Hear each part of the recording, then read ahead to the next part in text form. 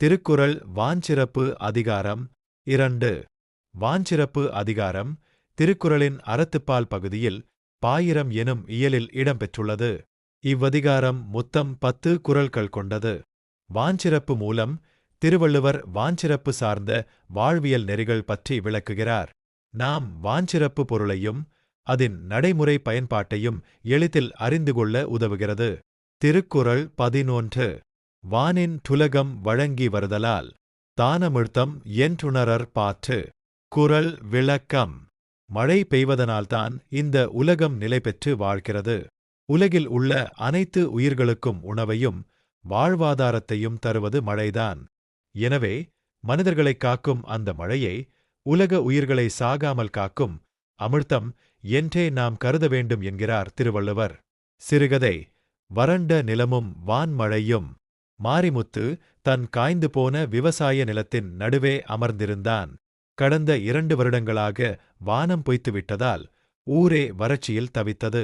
கிணறுகள் வற்றிவிட்டன. கால்நடைகள் தாகத்தால் தவித்தன.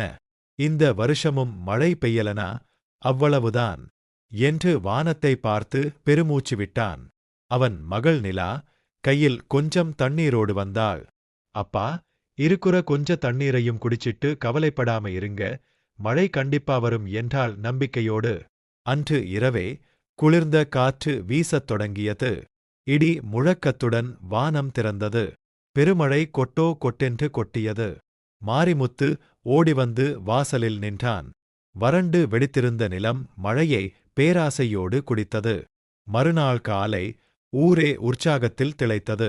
காய்ந்த புற்கள் பச்சையாய் தலைதூக்கின. மாரிமுத்து தன் கைகளில் தேங்கிய மழைநீரை அள்ளி பார்த்தான். அப்போது அவனுக்கு புரிந்தது, தாகத்தையும் பசியையும் போக்கி சாக கிடந்த பூமியை உயிர்ப்பித்த அந்த மழைநீர் வெறும் தண்ணீர் அல்ல, அதுதான் இந்த உலகைக் காக்கும் உண்மையான அமிழ்தம். இந்தக் குறள் நமக்கு உணர்த்தும் முக்கிய நெறிமுறைகள். இயற்கையை போற்றுதல். மனிதன் எவ்வளவுதான் தொழில்நுட்பத்தில் வளர்ந்தாலும் இயற்கையின் கொடையான மழை இல்லையென்றால் வாழ முடியாது. எனவே இயற்கையை தெய்வமாக மதிக்க வேண்டும். நீர் மேலாண்மை. மழையை அமிழ்தமாக கருதி ஒரு துளி நீரையும் வீணாக்காமல் ஏரி குளங்களை தூர்வாரி சேமிக்க வேண்டும். சுற்றுச்சூழல் பாதுகாப்பு.